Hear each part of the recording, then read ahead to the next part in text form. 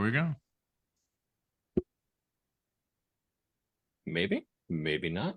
It says live on my screen there. Perfect. Hello, everybody in Facebook land. We are the Podguyz Podcast, bringing it to you live as we do every Monday, 10:15 Eastern Standard Time. I'm Tony Cass. Kevin Neary here. Of course, we have the ever-loving Picasso, the dreamer of dreams, the color of coordination, or something like that. That'll work, right? Yeah, that's what we're going to call him. Le Sparky. And Sparky says good evening on the Sparky big board right there. As you see, look at the bubble letters, Tony. Done to perfection. Fantastic. He took some time on that. We could appreciate it, right? Christine, you may not know what Sparky does because you may have heard him on Spotify, iTunes, or lovely, iHeartRadio or whatever. But he is a man beyond imagination. He is a man above imagination. So you're going to enjoy his... I don't know. That was the start of that sentence went running hard, and then you're like, Stop it.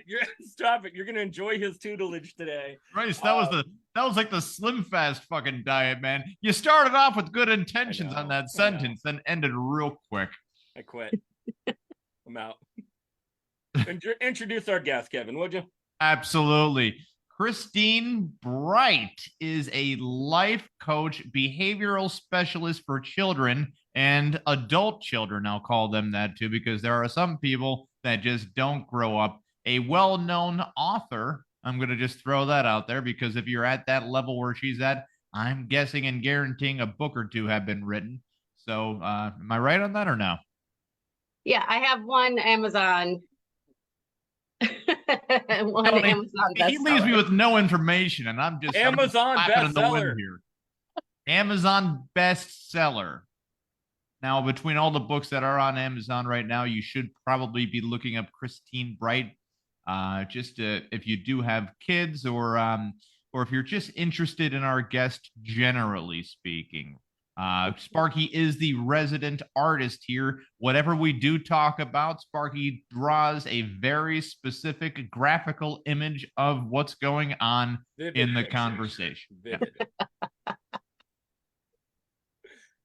And the most passionate of ways as well. Passionate. So, Christine, why don't you tell us a little bit about yourself? I know that you are of course, a parenting and family coach. Mm-hmm. Where did you get your start out at? Oh gosh. I guess, I realized... I know, complicated questions. How dare I know. Early on, just through my career in high school and in college, I always worked with kids. And everybody, if there was a kid who was challenging, they're like, oh, let Christine handle them. But it wasn't until I became a foster parent and for kids with really challenging behaviors that I realized it was a pretty significant skill set that I had to be able to handle those behaviors. So over the years, it's been a lot of studying, studied with Dr. Ross Green, learned collaborative problem solving, recently went to UCLA and learned a play therapy called Jasper. And what is Jasper? Jasper, is it called? Jasper. I'm sorry. Jasper, yep. It's a play therapy for children with autism. Okay, all right. But I also use it to assess play skills for kiddos who may not be engaging well with their peers, to find out if maybe they have a lagging play skill that's causing a problem with them interacting. Do you have an example of that? Maybe just offhand. Yeah, so right now, a kiddo that I'm working with, she has challenges in making story.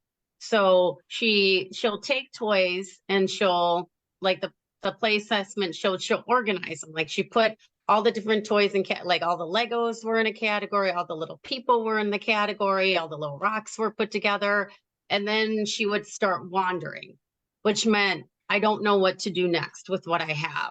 Whereas a typical kid at that age would probably have built something with the Legos, brought the people in it. The rocks would have been either rocks or something.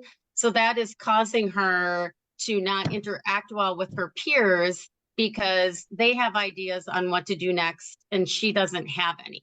So it can cause frustration, or she'll do something that's silly and doesn't match, and then that will frustrate her peers. So we're working on how to make story, like what would happen next if the people go in the house, then what are they going to do? Or they're going on the ride to grandpa's, what are they going to do when they get to grandpa's? And that is a critical part of human development right from the start. Honestly, it's as simple as it's a very simple block of what you're talking about, but it's the finishing part of the bridge to one area to the next of growing minds. That's where all the learning happens. More and more research is coming out that kids develop all their social, emotional, and problem solving skills through play. We are finding out the detriment of having daycare environments being so structured that those skills were then lagging when they were getting into school. And now the approach more in that early childhood education is keeping learning opportunities more open-ended, so they can be creative, so they can interact with their peers. So they're just not sitting at a desk doing all these tasks. They're interacting more with their peers and then learning those skills. Now, in your invaluable opinion, please, me in particular, I have two children, but my son, who just went into third grade, he has an IEP. So of course, like with him, in the pandemic, it was hard, really, really hard, especially for critical thinking, math, English, and he excels at one, but not the other. But in your opinion, how do you feel like especially with the pandemic, escalating children's education and having you step in as well in order to help with that? So I guess that's a big, broad question. Yeah, it's a big, broad question. I made a ton of money during the pandemic. Yeah, I made more money than I ever made in my life during that, because parents needed help. Yeah. A couple of the things that happened, one of the things that happened, which was good, is, parents now, I hope, and it continues, really appreciate teachers more, because now they were faced with what teachers has to face and see how frustrating, it is to try to educate a child. Kids then who did, I worked, with a lot of kids who, had ADHD or, were on the spectrum, and were struggling. And, one of the things that I shared with parents is you first and foremost, which, seems opposite of what you should do. But I said, you have to make sure that your work environment is working for you, because you can derail your career in a week. Whereas your child has time to make up what he may have missed or is lagging in his school. So, because parents were doing a lot of flip, like they weren't making their work environment workable for them. They were really trying to make it like this awesome learning environment for their kids. And I said, but you're stressed out. You're not able to work like you need to work, and, and you can recover. And, the other part is, we are seeing some of that lag, from what kids are learning, but it isn't like we saw this big backup, where they lost learning. Like kids are going into a grade and now like they're a year or two type of, behind. So I told parents, as I said, you're going to have to do some summer school stuff, whether you do it on your own or, you hire somebody to do it. But really in the summer, you'll be able, you were able to catch those kiddos up. And, and the parents who did that saw that. Like some of the kids that I worked with, I mean, they're fine. They went right on. Not to say that, I'm parent of the year, but especially with putting him in a, not even a summer school program, but in that age frame, especially first through third grade, maybe even first through fifth grade, learning is, you have to get that sponge-like consistency in order to absorb everything that's being thrown at you at that time. Yeah. Now, with me personally, I felt like he progressed well, especially with the summer regiment, and I felt like he did really, really well, even with the struggles that he had even through the pandemic. And I totally agree with you. I think that, as long as, especially with the parents being on board, that is a major, major thing to get them on the forefront of education, and just instead of staying the take back approach, which I've seen a ton of parents do, unfortunately. Mm-hmm. And it's the major thing. You have to give yourself a little more insightfulness, I guess, is what it is, into the education process. So, just trying to make sure that what they're doing at all times, where they are educationally and where they need to be, in the same note. I think that a lot of parents, and correct me if I'm wrong, but some of them have the attitude where if you go to a restaurant and you order something complicated, you're gonna want to trust the chef to make the food no matter what, even if it's a peanut butter and jelly sandwich, if you catch the metaphor there. So kind of the professionals when it comes to educating could give the parents a simple task, and the parents are still going to say, wait a second, hold the fucking phone, that's your job. Yeah. Yeah. they don't It's true, have anything to do with it, because they're overworked already to a degree. And that's one area. But it's not that they don't want to be a part of their kids' education, but maybe they don't want to screw it up, and then maybe they feel release of liability in that whole entire sector, where they said, well, the kid already went to school and that's it, and there's homework. That means the teachers didn't. No, there's not even to say that there's a lot more to it, but I work with a high school teacher, and we talk every day about how she does in her class, and how there's certain things that even with I forget what it's called, the when you have people that don't speak English, people who are not necessarily educationally behind, but they get pushed in the classes. Yeah, just I know what you're talking about. And the term, you know what I'm talking about, but I don't remember the name of it offhand. Yeah.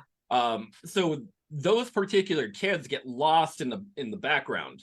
And unfortunately, when they're pushed into classes, then they're like, oh, well, as a teacher, you need to make sure that they get the education that they deserve.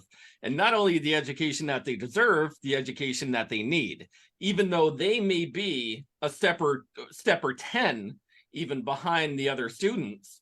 And there are students who are 10 steps above where the other students are as well, but have to meld everything accordingly so that you meet a middle ground. Yeah, I don't know how, teachers do it with all the balancing, with all the matrix and stuff that they need to do. I mean, I understand why they have all the standardized testing, right? There's that accountability piece that needs to happen. But what's so unfortunate is not every kid learns the same. Yep. And some kids need special accommodations to be able to learn. And that, that's what gets frustrating for me, and why I get so passionate about what I do and love working with families and help, especially when they have an IEP, and help advocate. Kids, on the spectrum overall have dysgraphia. Like, handwriting is going to be an issue for them. Dysgraphia is hard to work with because there's no set process to help a kid become better at handwriting. Now, explain before you go any further. Describe a little bit about dysgraphia. So dysgraphia is just that you struggle with writing, and just not necessarily even dyslexia, but correct. It's more or less the actual writing act of writing is really, really a struggle. Oh, you mean something like this? Holy Hannah. Yeah. Now I can Yeah. read that perfectly fine, but I'm like, whatever. That is a fine sign. Yes. But the reason what's causing their struggle can be so many different things. It could be just they're struggling with having the thought in their head and getting it down on paper. It could be a sensory thing, and you got to find a writing implement that feels comfortable to them sensory. It could be a muscle issue where the effort to put the pressure down to write with a pencil. So there's no set way. You just have to find. Wait a second now, Christine. I heard that the devil could be taking over somebody's hands and possessing them. Maybe your hands. I've heard that in Catholic school before, that the devil has your hand, young child. Time, it's his business. That's not a thing I then, think right? the devil has control of a lot more than just your hands from this little bit that, I've interacted. It always felt weird where it's just like, really? The devil's doing all this stuff and he's like, in handwriting? Well, he's got to be like in anything. So anyway, going back to dysgraphia, you got to have flexibility, within the learning system. And, nowadays teachers just don't have the time and space to be able, to accommodate kids like that. So that's why I love what I get to do is when a family, hires me to help and we figure out all those little, tricks that are going to work for them, and then go to the school and help advocate, for those pieces. So No, I'm sorry, I'm Kevin. sure you I'm work sorry with that you only had Satan advocating for you in school. It was the worst because, when you're a kid and you're in Catholic school, the nuns say that the devil's in your hands, Kevin had a problem with an old priest and a young priest. Well, not much as the old priest, because you can kind of overpower him, but the younger one, That's man, it was tough. Arm wrestling, of course, we're talking about. Those priests were taking us for our lunch money because they didn't make a lot. They only had that basket. Can't hide from that, can you? That was weird. I actually was an altar boy for the longest time, and I can honestly say nothing happened because I was not the most attractive kid out there. So just throwing it out there. Totally untouchable. Well, unwantable, like they would look at me and they'd say, "Why don't you get on your knees?" And I'm like, "Oh, and what?" And pray. I'm Pray like, to God okay. somebody doesn't take you. Everyone else gets to do other stuff, but that's okay. Like ring the bells, that's the weirdest thing. Do I even want to see what this picture being drawn is going to turn out to be? This conversation went so sideways. But we're going to see it anyway. Sparky, what do you got on the big board? You will write down how much of a good person I am. Oh no, it's the devil. Oh my God. And that stick figure is wearing a familiar looking red hat. So, obviously if the hat is red and the devil, we all know that's a signature color for the devil right there.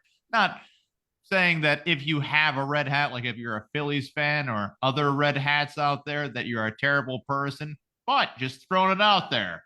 The color red has been pretty consistent with some terrible things. The Nazi flag had a lot of red in it too. I mean, let's just go down the list. Throwing it out there. The Wisconsin Badgers. The Badgers, yes, of course. Wisconsin Badgers, yeah, but the state school, isn't that blue? The Wisconsin State's a blue. I don't know. I think they switch it out, but yeah, I'm a Penn State fan, and you know what? I actually bet since Bob Knight died, I actually took the plus 18.5 on Indiana. So, why not against Wisconsin this past week? And it came in. Wisconsin's got a very good football team, but it's just whenever betting on them with basketball, when I press that button, I'm like, maybe, maybe not. Kevin, do you know what's better than basketball and football? Are you about to say tennis, Tony? Because I was going to say the parenting game, Kevin. The parenting game.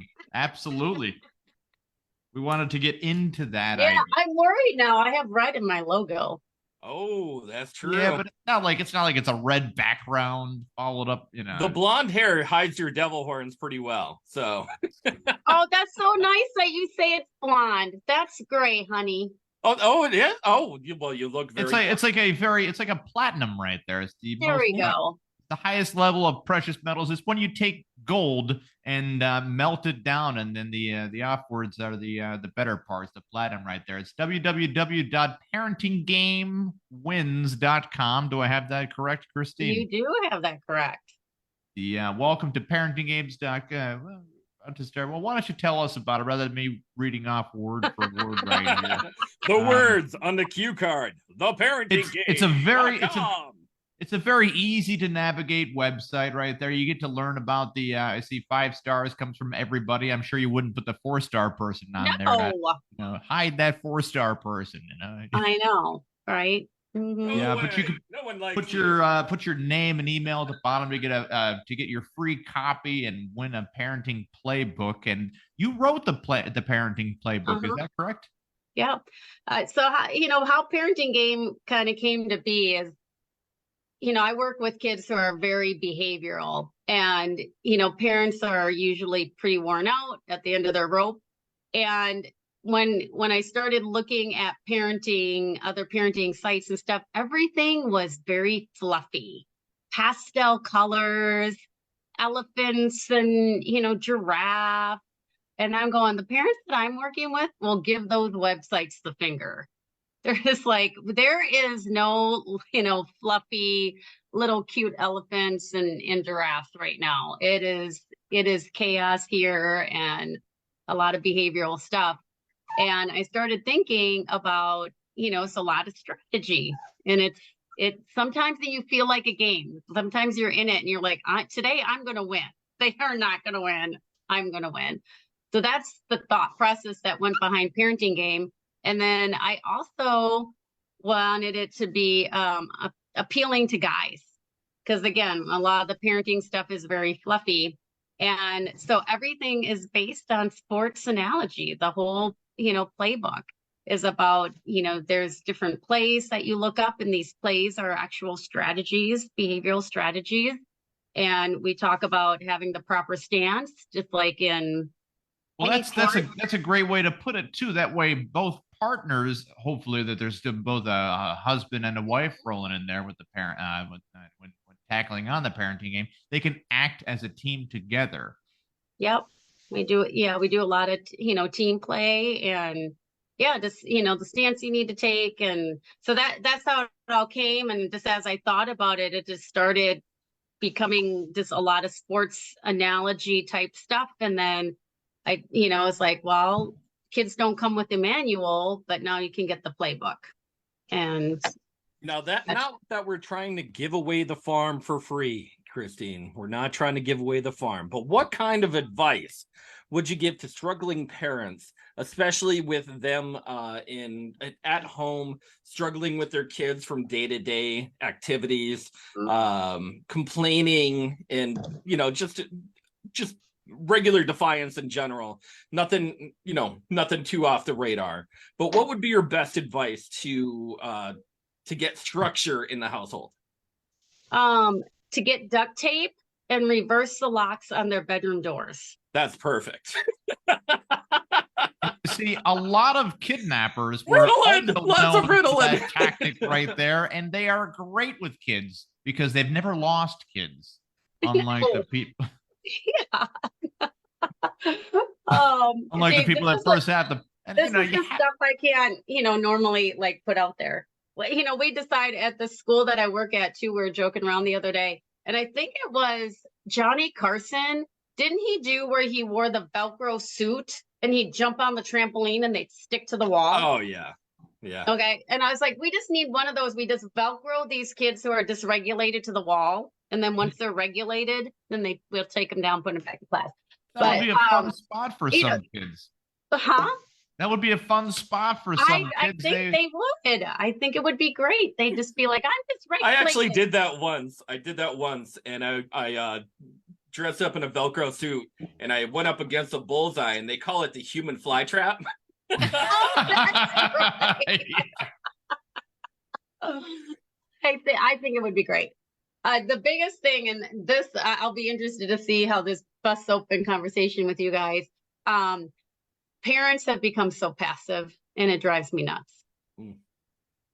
And they're passive in their language, passive in their parenting approach, and it just and then so this is the whole big thing. So you become passive in your language where you're not giving a clear command. And then you give them the option to say no. And then when they say no, you get pissed off, and then they get pissed off. And now you're in this big power struggle. Because I mean, even worse is if you're a passive aggressive type parent, because then, you could say like, oh, of course you could do that if you want to break your mother's heart. Yeah. It's like, what the fuck? And then all like the feeling language of like, well, if you do that, it makes me angry, or, I'm going to be sad if you do that. Well, why do we have therapists? Why do they have no trouble getting clients right now? Right? Because we grew up thinking we had to carry everybody else's emotions and it was our responsibility.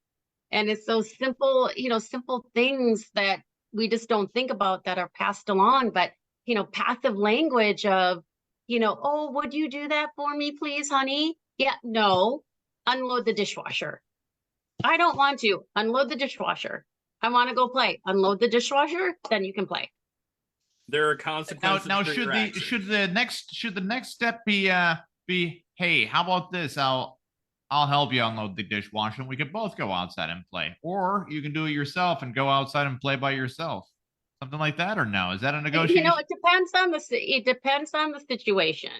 So there can be points of, if the goal is that the task is that child's responsibility to unload the dishwasher, you want to stick to that. Now, are there times where we all like have a bad day, or they're struggling or tired, and you must show some empathy and say, hey, I'll do the top part. You do the bottom part, you go out. But remember, tomorrow, it's your job to unload all the dishwasher. So I'm not saying that you can't ever have some flexibility in it. But the majority of the time, they'll go, could you unload the dishwasher? Child says no. Well, for one, you're teaching them that their no, excuse me, their no doesn't matter. Drink it down. If you need to wash it up, just go for it. Grab a drink. It's okay. Like, we have Sparky on the big board.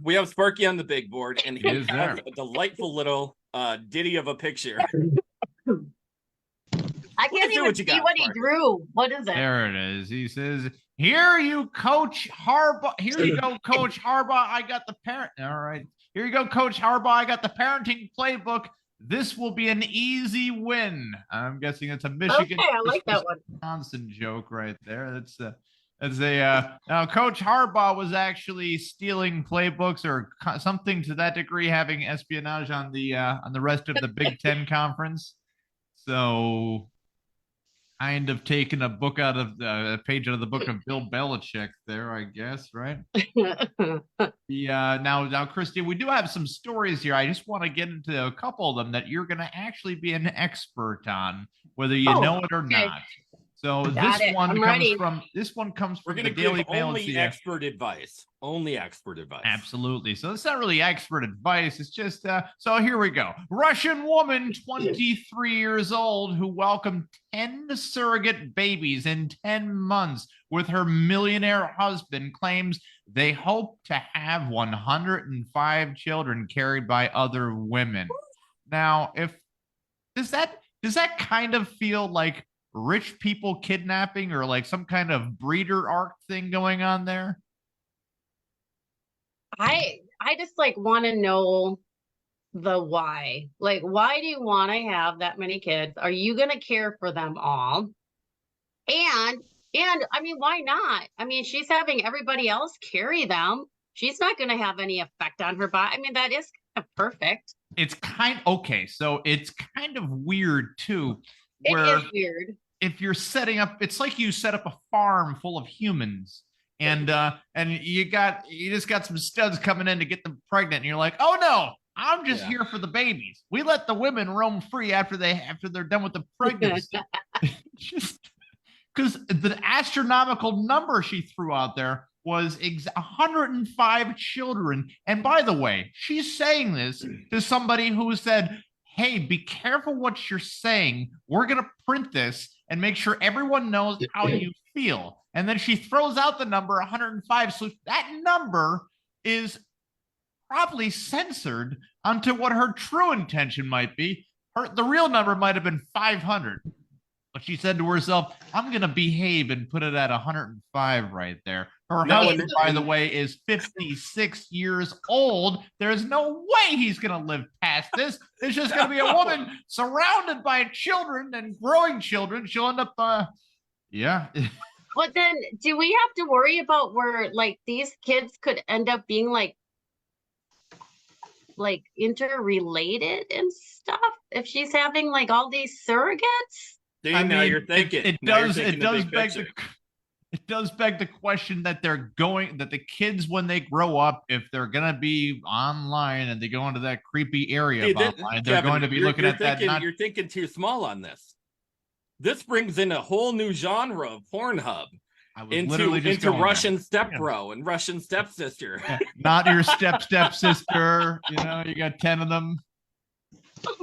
Yeah, I think we could all agree. Are they related at all? Like, what are they using for sperm? Either they're going for a TLC show right now, or I mean, there was a standard on TV before. There was 8 was enough, and then there was the Octomom. It wasn't enough. Sparky, what's going on with that big board there?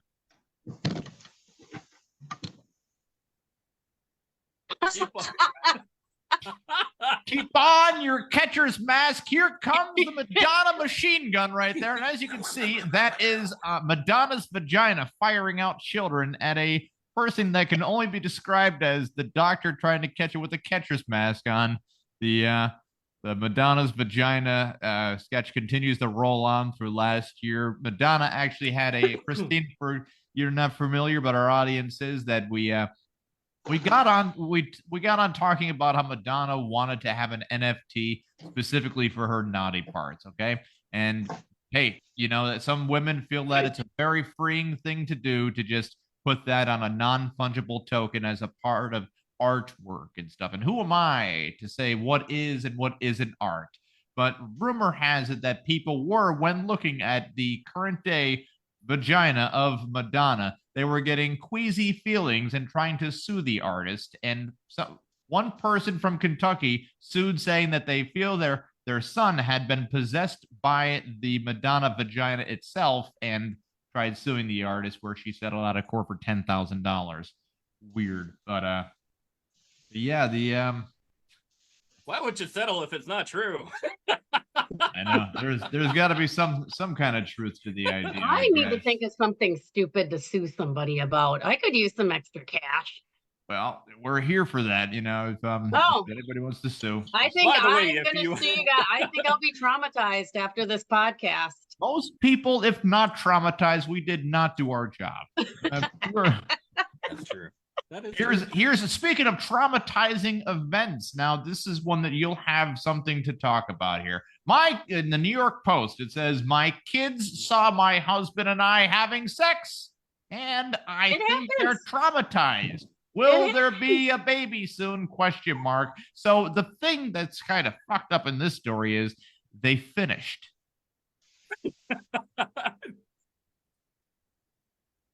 They did the whole thing. And the kid apparently had been standing there the whole time. Holy neglect. Did they know the kid was standing there the whole time? Apparently, they said they had no idea the kid was standing there the whole time watching through the doorway. Yeah, that one is going to need some therapy. Joanne and Morgan have a full house. Son, 3 kids aged 7. Joanne and Morgan have a full house, 3 kids aged 7, 3, and 6 months, and a 4th one on the way. So any private time to go to the toilet, to get dressed, or to have sex is tough to carve out. The family just had to come back from a holiday when the couple found themselves alone in their bedroom. So I guess that was the moment where a twinkle went in both of their eyes, and they said, we got to get this out of our systems real quick. It was that moment after passionate lovemaking for 45 minutes, the couple says they spotted their child had been watching the whole time of 7 years old. 7 years old. If you're watching that when you're 7 years old, now, if I'm 7 and I'm watching that, I'm thinking that they are the worst wrestlers I've ever seen. The worst Just ever. The worst. Just really bad. Like, you guys don't Yeah, have any what are you clothes doing on. with the buffalo head on? There's so much leather. That would be super. It is that. Yeah, that's something you just don't even discuss. You just wait if they eventually are going to need therapy. And what would be the signal when the kid starts putting on your BDSM mask and he's like, "Look, and I'm just like Dad now." You're like, "I'm going to the therapist." When he's floating around on a sex swing, Yeah. like a trapeze artist. No, you just wait till another mom calls you and says, "You won't believe what your son told my son." There you go. Because Then kids, you know. they will talk. I'm going to say this story again because it was a messed up story, and I think this kid is traumatized for the rest of his life. But I remember when I was younger, and I went over to my a friend of my brother's house, and we went over to his house, and he had some pretty good money, so it was like a nice big mansion in a nice swanky part of town. And our friends went through his mom's drawer and found her vibrator and beat him up with it.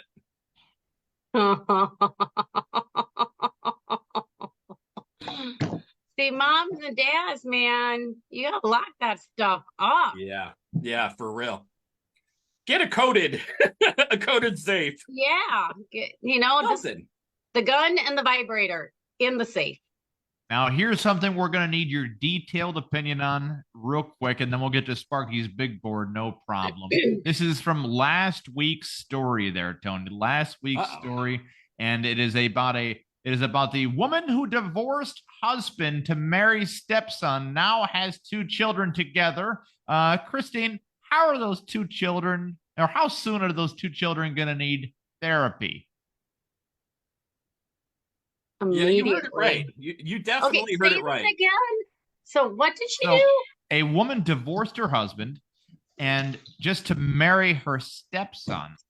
So she's married to the dude, and then his son, different mom. She looks at that young buck and she's like, "Oh shit, never mind there, old dog," and leaves him, goes for the stepson, and now the stepson and them have 2 children together.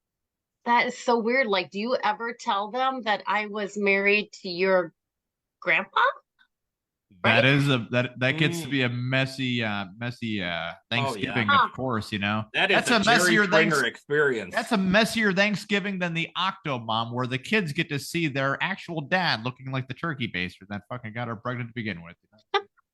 Messy Thanksgiving. Hey, as long as you put Google eyes on anything. Yeah, then you could you give them a name and shit, put them back in the drawer until next year. Yep. Sparky, what do you got on the big board again? Yeah, let's get to the big. Hey, is Tony Danza going to be my stepdad? Well, my dad is John Stamos. And as you can see now, as you can see, that's a story that came out. Now it's a kickback the last week.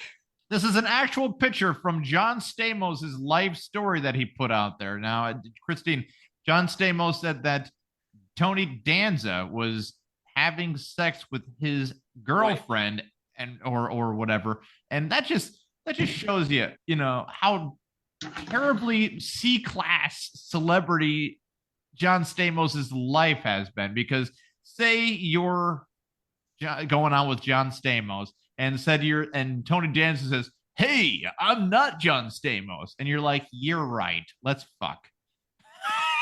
And off you go with Tony Danza to have and we'll make some noises. Who's the boss? Who's the boss? Who's the boss? He's the type of person that would call it coitus. Tony Danza Tony Danza is basically going for that Italian tripe of what a Joe Rogan was on news radio back in the day. You know, you always needed the side character guy. Used to be a boxer. Rogan's character used to be a boxer. So if you think that we've seen this type of person before, or if it's familiar setting for people to actually hear somebody talk like that about boxing with same mannerisms as well, it's because it started mainstreamed to be a Tony Danza type. Mrs. Doubtfire wouldn't have been a mainstream type of movie without a Tony Danza who's the boss character, where a man is coming in to clean the house situation. You know, there's a lot of roads that Tony Danza broke down for people, especially on how to be better at daytime talk shows than Tony Danza, where everybody got to watch him struggle to tell a fucking joke. Or a story. Or a story. And finally, you know what he ended up doing? He kind of found his stride on season 4. I know what you're thinking. Damn, 4 seasons. Go on. Whenever he would get flustered, he would bring out the trumpet and say, I want to play everybody a song. It's like, okay. Which is kind of like when a child tries stand-up comedy, but his first love was music. Okay, where was I that I totally missed that Tony Danza had a talk show? Yeah, Tony Danza had a daytime talk show, and it was called the Tony Danza Show. Once the ratings plummeted so hardcore low, they were like, okay, I think we can replace him. And they replaced him with Martin Short. It was the Martin Short Show. I remember the Martin Short Show. And then they replaced Martin Short with somebody that kind of looks like Martin Short, Ellen DeGeneres. They were like, let's get her in there, because technically she's a woman and she'll get that woman demographic that we're going to need, right? And Ellen DeGeneres just wrote it out. Once you're stepping on the shorter step, the Martin Short step, it's an easy catapult to higher ratings. So if not for Martin Short, Ellen's struggle back to mainstream might have been tougher. And I'm not sure if Ellen's still on right now. I know that she did have some difficulties with staff members that were like, she is bullying us. And I'm thinking to myself, fuck you, man. You know, Ellen has tried to perfect a show for how long? And you're no. See, there's a whole stem of things that came out of the woodwork of her being not necessarily a bad person, but the accompaniment that comes with the superstar on your employees. So, you know, do you expect top level accompaniment when you are at that level as well? And she got really mad over a lot of stupid stuff. So she used to berate and bully her employees, just much like there are a few people that are doing right now.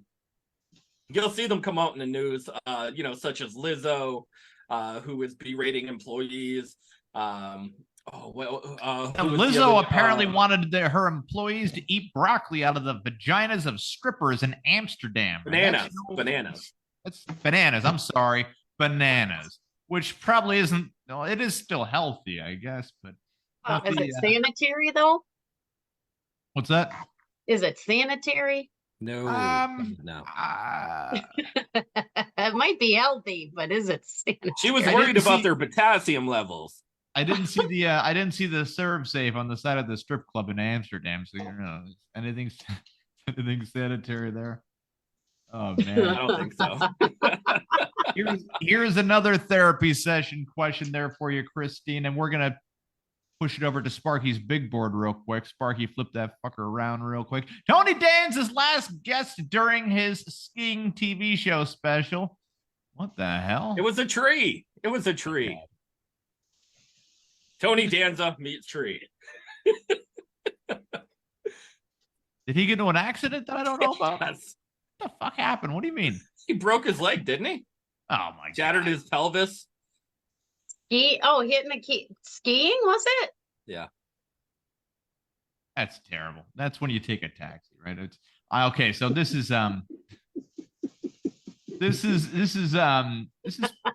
pretty interesting there, Christine. Now, if this ever happened to you, we're gonna want your pure reaction on how you would take the news specifically. All right. Can't wait for this. This is exciting. Okay. I'm a wedding makeup artist, and my bride almost walked out on her big day after finding the groom being breastfed by his mother. Almost. So she didn't. Almost. So, Christine, if you are the bride and you walk into something like that going on, it's your wedding day, you have your makeup on, you have your beautiful dress on, you're looking outstanding for the day, right? You're looking the best that you'll ever look for any day, and you see that happening. What is your knee-jerk reaction going to be? Is the dad offering anything?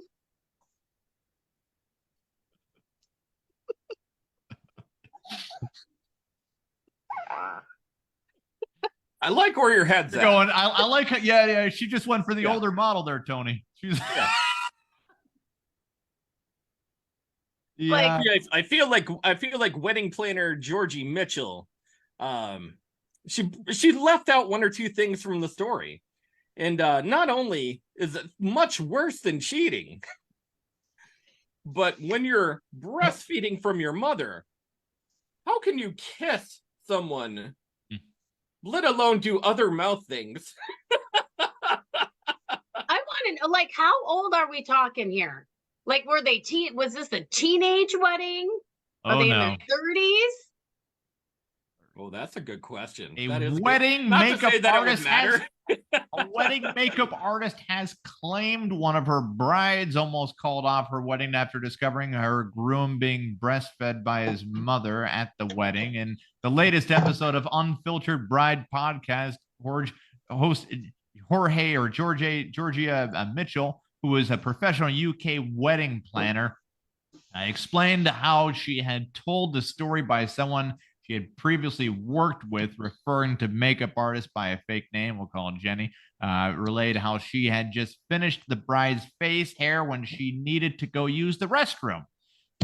George said the bride walked into the toilet when she saw it was at what she saw is enough to end a wedding. At first, the co-host Beth, who runs the business, assumed that the groom was cheating on his bride with another woman. That happened. That was not the case, though. After being told to try again, Beth then questioned if he was taking drugs. In the lead up to the ceremony, insisting that this was much worse, he was being breastfed by his mom. Beth then replied, "Sorry, what? Why? What? Jumping to the bride's defense, blah, blah, blah. Guy was sucking on his mom's tit. Holy shit on your wedding day. What the fuck?" Now, let's say he's in his 30s. Let's say logical 30. It's not your wedding. Let's say you are not in a relationship with anybody. I mean, there's a lot of things that shouldn't be going on there. No. I don't think if you're hiding this from your wife to be, you don't say, "Hey, mom, I'm feeling dry in the throat." And she says, "Hold on now, I got a tit ready to roll on you here." But I need a little cream for my coffee. So, Christine, the question to you is: biology, is she even producing milk? Like, that's a good question. Can we even play, like, is this a health benefit thing? I think it's an anxiety tool. You know how everybody has their fidget spinners and shit? He's got his mom's tits still, just like, just fucking helps. So, Christine, the question perfectly put, sir. Perfectly put. Christine, the question for you is there an age that you would suggest women, or maybe a specific event that you would specifically say for women to not stop breastfeeding their I think when they can start asking for it, that's like, let's cut that off. Yeah, pretty safe territory when they come up to you, they're smoking a cigarette, you know. Hey there, Junior. And they say, "Hey, Ma, Mom, what are you doing? We're out of milk in the fridge. You mind?" I mean, that was a big trend for a while, like nursing your kids until they were in kindergarten. Yeah, and then No you joke. don't even wonder why the father just continuously drinks rubbing alcohol, sits on the recliner, and hates his life. Yeah. Now, when I guess follow-up question is, when does it at what point do you not stop and you're just like, oh, this isn't getting weird at all. Oh, little Georgie's 14. He comes home from school, wants a little milk for his cereal. There's some deep psychological issues there. Detachment. Total detachment. Very, yeah. Oh man. I love the What do you got, almost brother? part. I mean, I just think it's by almost. Almost. What? Almost. Almost. She still went through with the wedding. She didn't walk out. I'm thinking she's going. I'm guessing there was no prenuptial agreement, and she's just going to. I don't know. I mean, I've gone through like a bad date because, I got the hair done. I got the makeup done. We're going to talk about this now. Date is We're going to talk about this, Christine. I'm gonna hang in there for the date. I'm sorry. I mean, that's the only thing I can think of. She's like, I got the makeup done. I got the hair done. People are here. What would Okay, be like you're all right, you got your hair done for a date, makeup's done for the date, and then what made the date turn where, hey, I'm having a good time, I'm here for it, until one thing hits and you're like, oh, I can't wait until this is over. What's the one thing that happened during that day that you're describing, if you don't mind me asking? They started talking. What's that? They just started talking. And from the first sentence, it was like, yeah, this isn't gonna work. Oh, wait a second. So you were dating Bobcat Goldblum, where he's just like, hey, and you're like, oh shit. You started talking. Was it a voice thing? Was it just It was. trying to pinpoint it, because you're just, it's like if he started talking and the person has Tourette's, then I get it, where he's just like, I'll take a fuck, and you're like, whoa, man, what are you doing? He says, I'm a pilot. Well, I used to be until the onset that Tourette's came in, and then I know. Do you know how many? By no means are we smooth talkers. I'm probably going to be getting texts. Was that me? Was that me? I tell you, I had to end a date early the one time years and years ago, when the girl kept and I set my alarm to my ringtone, in the bathroom, so that way I was like, oh my god, all right, dude, I'll be right there. Don't even worry about it, okay? And but she was just irritating me by constantly calling her dog a rescue. And I was, I get it, so you would I tried changing up the phrasing. I said, so you adopted a dog? She says, oh no, I rescued him. I said, from where? I said, you're like a paramedic. Did you find him inside of a house? Is there a story leading up? She's like, no, he's a rescue. I got him. I said, okay, well, hold on. So you adopted him then? And she kept using the fucking word rescue like she had anything to do with it. Like she was on a team full of people and they're just like, Hogan, there's a dog in here somewhere. SEAL Team 6. SEAL Team 6. We have a rescue. Like a reverse Lassie, right? Because Lassie would be. You know what that relationship would have ended up? I mean, she rescued you. Yes. Well, no, she rescued me. We'd end up adopting. She would call it a rescue child. Fucking rescue everything. Sure. Just giving herself some of those. So that had to end early. She needed some good feels. She just needed a lot of good feels. Very, very cute girl. I go for. Yeah, but you made some good choices in your life by dodging that bullet. Yeah, you're damn right now. Now, Sparky's got something on the big board there. Go backwards a little bit. Oop, here we are. How dare you make me look like a clown on my wedding day? Did you look in the mirror? Hashtag makeup by Bozo. Oh, and, look at that. Alicia Silverstone in the corner there. Yeah, so apparently she was breastfeeding her son for a long time. She still bathes with her son and he's 14. Well, let's there was a story in People magazine about it. Somebody called CPS, please. Well, let's be honest. Alicia Silverstone's always been a little clueless. All right. Pun intended. But Oh. Yeah, that was terrible. I know a part of me died when saying that. I'm like, I can't really name a good movie she's been in, though, to be honest with you. I can't. You ever know a celebrity and you can't. I know. Think about it, though, right? But wasn't she the waitress in Cocktail? No. No. Who was that in Cocktail? Tom Cruise's Cocktail. I know he always tried to make himself look like the better looking person in all of his films when he casted like a female person. I don't know why. Cocktail. It was a very good movie though, and Cruise is a vampire, so it's he doesn't age. That was what's her name? Oh, not Kerry Russell. I'm getting close. It wasn't Kerry Russell, but that's another one that was in the genre of Alicia Silverstone. Her name was Elizabeth Shue. Elizabeth Shue, yes. Yep. Thank you, Google, for decreasing. Google. Cheers to Google. Yeah, that's the thing. That's the thing that happened there, Christine. One day, the people complained so much to different companies out there. Every company said, "Hey there, customers, what is the one thing that we're not doing that you want to see us do? And that you feel what can we do better?" And every customer said, "You don't listen to us. You don't listen to us at all."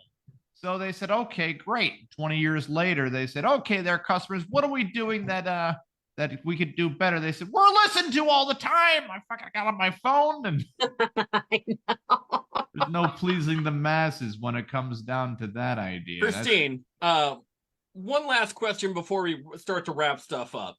But Kevin has an epitomatic question. Oh my! That he asks every one of our illustrious interviewees. Okay.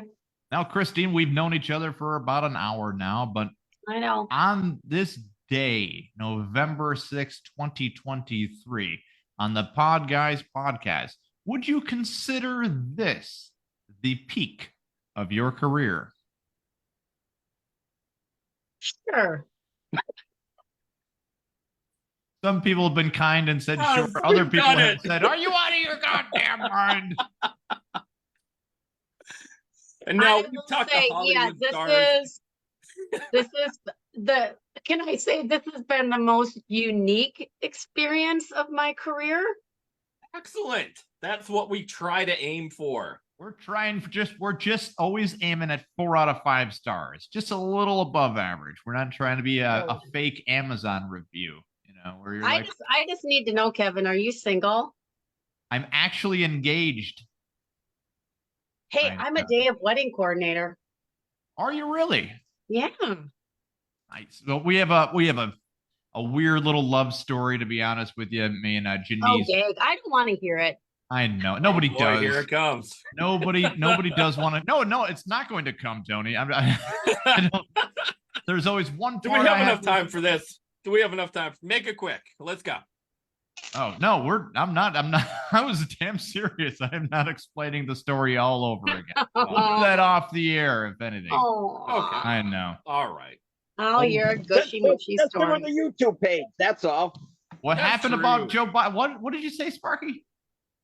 Just He give her did the go to the YouTube page. Oh, YouTube. great. I know 2 years are saying it. Great. But Tony, the reason I came on this show is you promised that I'd meet my soulmate. Yeah, Tony. Sparky is very single. As you can see, he is a Renaissance man with his drawings. Yes. And very available. Very good with kids, too. You could tell by all the toys in the background. Yeah, I know. I'm trying, but it looks like a, I don't know. That looks like a bomb shelter with toys. I'm a little worried. Yep, just in case World War III happens, windows. Sparky could still play. Soundproofed. There's a window. Oh, okay. There is a window. There is a window. Ah, thank goodness. Just keeps himself in that closet all day. One of these If you're days. looking to date Christine Bright, please reach out to us. Please reach out to us at the Podguyz Podcast at gmail.com, right over here. We'll be happy to send you over her bio. Of course, all of her information, including measurements and, educational background, everything like that. We're going to move on from the Dating Sparky competition to the Data Christine Bright competition. Christine Bright. Great. How will we do a Data Christine Bright lookalike? Ooh, that's perfect. Perfect. That way we're not on the cusp of anything terrible right there, you know. I true. know. That's I don't true. even want to know what my Facebook is going to look like tomorrow morning. If people were going to check out your the parenting game, how would they go about and do that as well? Sure. So a couple ways. You can go to the website, which is parentinggamewins.com. And you can also go to YouTube and do at Parenting Game Wins, and you can catch episodes of the award-winning TV show. And then you can follow me on Facebook under Christine M. Bright. Christine M. Bright. And they could also probably, and I'm just throwing it out there, they could probably find it on the Podguyz Podcast Facebook fan page. We're going to post it all over the place, of course. You know, if you have great tips to take on your child as a team together with husband and wife with the parenting game, correct? Even single parents who are struggling. Single parents, dual parents, co-parenting. Co-parenting. Family, we do it all. Awesome. Christine she is a parenting wizard. Here we go. I prefer goddess, but we can, wizard. Okay. I like the upgrade there. That's great. I'll even go with sorceress. She does have a cauldron. It's not no a sex children cauldron, in Kevin. it today. Well, Guys, Tony, great news for tonight. Yep. Well, great news, Tony. If you're looking to get any of these T-shirts from the Podguyz Podcast, go to merchbooth.com. Go to the podcast section of merchbooth.com. Click on the podcast section. Scroll on down. You'll see the Podguyz Podcast, where you can find your favorite long sleeve, short sleeve T-shirts, hoodies, tank tops, socks, underwear of the Podguyz Podcast. Support your local and nationally broadcasted podcast by getting your own swag. We're not guaranteeing that it will create a miracle in your life. If it doesn't, though, you'd be the first. That's true. A big shout out to our new listeners in Iraq, Afghanistan, and India as well. Apparently Hamas is listening right now. So if this isn't torturing the enemy, nothing is. Here's to your waterboarding with the Podguyz Podcast. Yeah, if you're listening to us while being waterboarded by a terrorist group, we're sorry. Apologies are out there. All right. Guys, I am Tony Kaz. Kevin Neary here. Of course, the ever-loving Picasso who hides his face in shame. Sparky. Guys, we're the Podguyz Podcast. Make sure you tune in every Monday, 10:15 Eastern Standard Time every week. We never miss. Ever. Have a great night. Make sure you like, share, comment below.